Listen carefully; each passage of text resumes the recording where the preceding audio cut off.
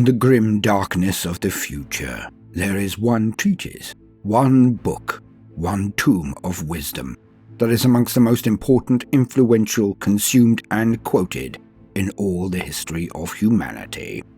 Every naval captain has read it. Every lowly officer to exalted general knows the salient points to them. Every space marine knows its every concept.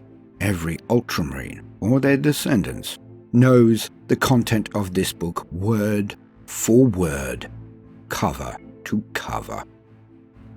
It is comprehensive to the point of being exhaustive. It is written sublimely, for it was written by one of the most gifted of all of the Emperor's sons, his primarchs. It is the penmanship of Reboot Guilliman himself, and has almost godlike wisdom contained therein. It is the Codex Astartes. Welcome, gentle listener. I am Baldermort, and I wish to introduce you to the forces, factions, and items of the Warhammer 40k universe. Today, we will explore a book, no less, but it is one of the most important entries of the Warhammer 40k universe, and will be referred to in so many other entries that it is time to build our base of knowledge by exploring this, one of the most important books presently available in the Imperium of Man, the Codex Astartes. This entry will be somewhat different in its feel, as it will be done in two parts. One will be the abject canon, and what is known and agreed by the Imperium and all of its population and official structures, from Administratum to Inquisition. The second part will be my own thoughts on the Codex and its potential reasons for existing, which may be somewhat off-script and darker. So, let us begin. To truly understand the Codex Astartes, who wrote it, when, why, and for what purpose, we must go back to the early part of the Imperium of Man. We must go back to the 31st millennium.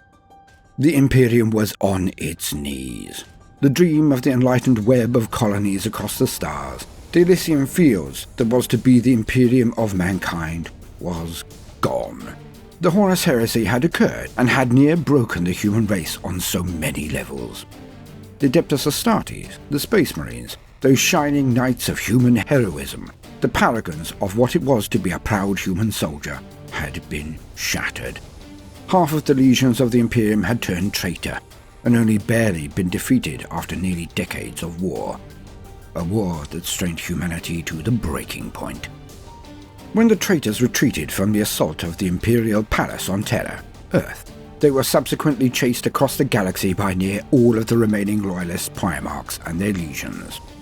While this was occurring, for it was not a short or swift campaign, Reboot Guilliman was left in charge of the defense of the Imperium. His legion, the Ultramarines, had not been scourged like the other legions, despite the betrayal at Calf. Their numbers were large, and Reboot had a natural skill at bureaucracy and empire building or maintaining. Hence he was left behind to lead the race of humanity, while his father was entombed in the Golden Throne, and his brothers prosecuted the scouring, chasing their brethren but enemies, the traitor Primarchs, into the Eye of Terror, which I will explain soon. The scouring was over, but the threat of war was ever present. The human race had its spirit broken, as its king and many of its brightest lights had passed into history. It had its military strength shattered, as legions of hundreds of thousands of Marines had dashed into conflict against one another and destroyed each other. The fleet was in tatters, and the legions of the Adeptus Titanicus, the Titans and Knights of the Adeptus Mechanicus, would never recover from the Civil War. They would be upkept and even limitedly constructed, but the legions of hundreds of Titans and Knights would forever be a thing of the past. The devastation had removed some of the leading lights of the Mechanicus and forced them further into their decline, and thus technology itself began to regress instead of progress. The intellect and dreams of the Imperium would be eroded seamlessly over a quick period, and the Age of Enlightenment and the Imperial Truth would be reduced to superstition, religion, and the cult of the godhood of the Emperor would replace the Imperial Truth of fact and deduction, anti-religion, logic, and progress. Reboot, in his almost limitless wisdom, noted the lessons learned by the Crusade, the Horus Heresy, and the Scouring. While his brothers continued their interminable wars, he was left to actually deal with the reality of the new situation that humanity and the shell of its glowing and glorious Imperium had become. He had to take action. While he dispersed his legion across the stars to better react to Xenos and chaotic invasions and incursions, he fought like a tiger. But also, he organized and provided a Solomon-like leadership and wisdom that held the forces of the Imperium together. He witnessed the plight of his people, and decided to take more enduring action than any other. Never again could there be a situation where one person, one overlord or war master, could ever again wield the power of so much of the human military machine. More than this, there was a need for the codification of all of the knowledge and combat savvy that had been developed during the period of the Crusade and subsequent heresy. Reboot went about his task with fervor, and produced a document that has lasted the test of time. For the Codex Astartes was the entire wisdom of Reboot Guilliman, a son of the Emperor, but all of the tactics, stratagems, and orders of battle, organization, and supply, concerning nearly every branch of the armed forces of humanity, not just that of the Space Marines. This book dictated that each of the forces be broken apart, and for them to be autonomous from one another, if not actively competitive. They were to work together for common cause at all points, but would ever remain separate. Hence the Navy, the great destructive colossi, not only defended the planets of the Imperium, but also would arrange the transport and supply of each force and planet in the human empire. It would be its own service. The Imperial Guard. The Imperial Guard, the Astra Militarum, was formed and would comprise of infantry, assault, armoured and all support regiments, but they were not permitted to have mixed armed forces. There would be exceptions, but these would be rare oddities that proved the rule. Thus one man could never command the ability to raise, train, equip, move and attack without cross-agreement from any of 100 different levels of agreement. It did make things slower, that is certain, but it did mean that only a war or effort made in common cause could ever truly occur. There would be little chance of a rebellion or contagion with corruption from spreading across all of the services. Before, the armies of humanity were brought low due to one man, Horus Lupercal, the War Master, being able to corrupt vast swathes of humanity who were under his command and influence. Now, that would be impossible. Each wing of the armed forces would need to be turned or infected, and that would be noticed and prevented more easily than the corruption of just one individual. Thus were the Imperium's forces future-proofed from rebellion or civil war. The matter of the Adeptus Astartes was by far the more contentious, but because of the unprecedented and almost incalculable power contained within the legions of the Space Marines, it was by far the most important of the changes. As things stood, even one legion of Space Marines could wage war independently, and cause carnage that would potentially rival that of the Horus Heresy. Hence, in the enlightened, intensely temperate, and logical mind of Reboot Guilliman, even the Primarchs could not be trusted with such power again. It was simply too much of a threat to the remains of the Imperium. Civil war could never be permitted to occur again. Space Marines could never raise bolter and chainsaw to their brethren. There are now simply too few of them to permit this eventuality, or all could be lost. Hence Reboot Guilliman's Codex Astartes had ordered the breaking up of the legions, and for each organization of Space Marines to be limited to 1,000 only. They would be a self-contained mini-army and would retain control of their fleet elements, like battle barges and troop transport-capable ships and cruisers, but they would never again be in direct command of the capital ships of the line. 1,000 men would be more than enough to meet most threats, but it was also designed to codify how they would be organized and how they would wage war as well. The combat doctrines and the structures would be adhered to at different levels, but most chapters are now what is called Codex compliant, meaning they adhere to the Codex Astartes to present and organize, use and deploy, and wage war with their forces. It also put a strict control on how many Marines were to be made. what tests they would require on their gene seed to track and encourage genetic purity. These stocks will be kept on holy terror by the Administratum. When new chapters of Space Marines were to be created, it would be done via the good graces of the Council of Terror, not the Space Marines themselves. In this way, Reboot utterly changed the power and its flow throughout the entirety of the Imperium. More than any other move in the formation of the present Imperium, the removal of the autonomy of the Space Marines was the human put at the center of the Imperium. The Space Marines, the Codex Astartes, have been loyal servants and soldiers ever since. They now have no choice but to serve, which is exactly how it should be in the eyes of the greater Imperium. The Navy, military, and most especially the Space Marines are at the core of the bureaucracy and High Lords of Terror, humans, and not the other way round.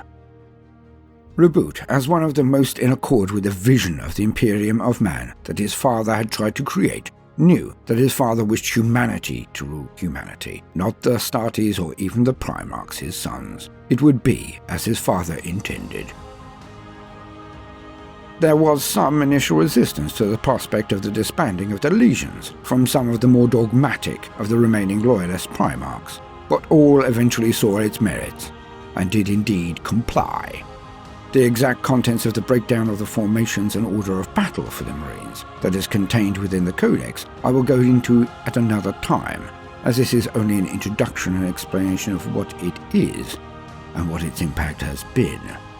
Now, to conclude the first segment, the official canon on this document. The proof of the pudding is always in the tasting, as the old parable goes. Hence, we can see the brilliance of Reboot Guilliman shining like a light for the entire human race to see. For the Codex Astartes has been the wisdom and knowledge that has permitted the warriors of humanity to win engagement after engagement, war after war, across 10,000 years of interstellar warfare. It has been a guide to the Navy, the Army, the Supply, the Astartes for all of that time. It is known word for word by more than half of the Space Marines in the galaxy. But its most important element, the reason it was written and then enforced, is very simple. It was designed to prevent another civil war on the scale of the Horus Heresy. By this benchmark must it thus be measured. For all of the time of the Imperium, it has been a resounding, resplendent success. For confrontations like the Badab War and scant others have always been limited in scale and attrition. Never since its writing has there been a civil war to match the carnage and horror of the Horus Heresy. By this measure, if none other, it has been a resounding success. The Codex Astartes is perfection from its conception, its writing, its expansive thoroughness, brilliance, and its long-lasting effect. I give you the light of the Emperor through his son Guilliman poured onto a page. Simply perfection.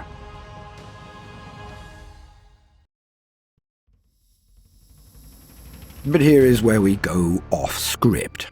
Here is where we tear up the usual playbook and really look at the truth behind the myth. For the Codex Astartes, I suspect, is not as successful as the party line may want everyone to believe, nor is it what people think it is. Firstly, let us look at it objectively. The Codex Astartes is a work so huge and well known it can only truly be compared to the Warhammer Galaxy's equivalent of The Art of War. So well known, one would hope, that its history is never even considered. For those unacquainted with this book, don't worry. All things in good time. For the luminary that wrote The Art of War, Sun Tzu, was not actually a military savant. He was someone who collected the prevailing ways and methods of waging war and compiled them. He wrote the book with skill and with intelligence, such that it is still taught in military academies across the globe into the present era. But did Reboot Guilliman not do the same? Is the myth of Reboot Guilliman simply that, a myth? For Reboot Guilliman took out his quill and ink, his pencils and keyboard, and wrote down all that he had witnessed, all that he had conceived, all that he had read about the ways of making war. If anyone believes that he did not build on the wisdom already contained in the Art of War and the Principia Bellicosa, written by the Emperor himself, One would be insane. Reboot Gilliman is known to be a bureaucrat of surpassing ability, and a scholar of no mean attributes either. He had a rapacious appetite for knowledge, and that is a well-known and recorded fact. He studied his topics. So would he not have drawn on the battle records and practices of his contemporaries, and the more specialist amongst his brothers? Ludicrous to even believe that he would ignore information. Also now, it is apparent that he did not write it out of his skill and experience alone. So Reboot, like a good scholar and historian, with first-hand experience, merely codified the prevailing and most prevalent doctrines developed and perfected by his brothers and his father, the Emperor and the Primarchs. More than this, he attempted to codify the ways of fighting as a Marine, ways which would always lean towards his own sons being the most effective. He literally formulated the bar and the rules by which all chapters and Marines would be judged, and honed it to the ways of war performed by his own sons and he. Hence he stacked the deck, one might say. He encouraged all others to fight as he did. The glory for the Ultramarines, plus the subtle way in which the organisation of Geneseed meant that his own Ultramarines would always be the most logical and recurrent choices of material, to create more Marines, something potentially darker than most have considered. The Ultramarines not only outnumber the other legions, they outnumber all chapters who are not Ultramarines combined now. The advent of the reinforcement of the existing chapters and their expansion, with his return to the Imperium, only compounds the tilting of the numbers, but I digress. One cannot deny that it would have been well written to an extent that would resound down the ages, for it was penned by a Primarch, a demigod with skills and attributes utterly eclipsing anything the human race had produced before. So of course, it would seem like the wisdom of the ages. But now we get on to one of the most important reasons for the writing and attempting to enforce the Codex Astartes. Surely, it was to break down the legions of his brother Primarchs into chapters. So, did that work? Shall we look at that now? On paper, to a bureaucrat, the success has been resounding. Alas, the reality is a very different fish indeed. So let us look at some examples of how the first founding legions now act when they are all chapters and supposedly separate. The Dark Angels. The formidable first. Well, on the surface, they have broken into groups of 1,000 men that are separate. This is true. But there is a second tier of Dark Angels stock in play. There is the fanatical enforcement of a very secretive cult, so much like the lodges that led to the fall of the heresy. There are circles inside the organization of every Dark Angel's successor chapter, as their leading lights are informed of their dark brothers, of the fallen. The Dark Angels use this network to communicate, but also to control. The other chapters of the Dark Angels are in very close with their brothers, and, most especially, with their progenitor legion namesake, the actual Dark Angels. If need arises, they merge to form large organizations of chapters to meet threats. So to all extents and purposes, they still act like a legion whenever they wish. So what of the Blood Angels? The Sons of Sanguinis. Again, on paper they are compliant. Alas, this legion too fails the book, for the being known as Astaroth the Grim moves amongst them like a shark, backwards and forwards. He can be used to communicate with all of them.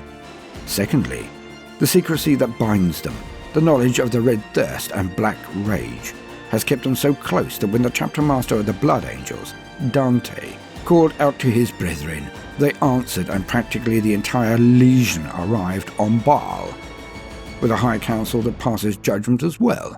This means they are in fact a legion, in my opinion. What of the Sons of Dawn, the Imperial Fists? Well, they have what is called the Feast of Blades. It is a scheduled meeting of chapter masters of the Imperial Fists successor chapters. They can plot as much as they like at those, should they wish. They own the spiritual home of the Fists, the Phalanx. None would blanch to see any successor chapter send representatives, so by any measurement they can be organized if they wish. They have the last wall protocol, meaning they will combine and marshal as one legion under one banner when the need arises. Even with all of this, the Black Templars flout the Codex concerning numbers and, well, pretty much all of it. So no, the Codex did not work, despite it being paid lip service by its chapters working with its structure and doctrines in other regards. What of the Volca Fenrica, the Sons of Rus, the Space Wolves? Well, they have never even given pretense to be organized in the ways set out in the Codex. They simply ignore it. Their great companies ignore the number restrictions, their combat dogmas and doctrines utterly disregard the Codex. Another fail. But I could continue. The Council of Iron Fathers of the Iron Hands, the cult of Prometheus for the Salamanders, etc., etc. So if the point of the Codex was to break up the legions, then effectively it has been an utter failure at this. One of the most telling things in my mind is the reaction of Reboot Guilliman to the way it is treated with such reverence and dogmatic adherence in the current era. His own opinion of the book may be driven by humility, but this does not seem in keeping with everything we know about Reboot. He reacted negatively when informed that his sons especially, but many others as well, treated his codex with an almost religious zeal and inflexible use of it as an absolute. So, if he did not believe it should be the entirety of the story, just the beginning of wisdom, as some might say, then why was he so dogmatic in his wish to enforce it in the period directly after the Scouring, after the heresy, when the world was in tatters? What was its true purpose? For the true threat of a civil war only really came from another Primarch. Is there a darker reason behind the writing of the Codex Astartes? Was it actually a compliance test, or something darker still? So did the Codex succeed, as there has been no repeat of the heresy? Did it fail, because it did not truly break up the legions? Or did it succeed as their mustering would now be noticed as strange and a warning, despite it not technically being possible to occur? Or did the Codex succeed or fail by other criterion that we have not yet discussed?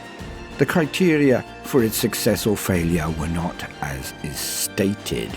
That the attempt to generate a myth surrounding himself is only a means to an ends that none may wish to even entertain. Just know that there is the potential to view the Codex Astartes, the Primarch Guilliman, and nearly any and all detail or fact of the lore of the Warhammer universe and see things even more darkly than they may appear. A trip we shall take, a shift in view to a darker plane. One day, I will show you another view of the Avenging Sun, the Primarch of the Ultramarines, Reboot Guilliman. But today is not that day.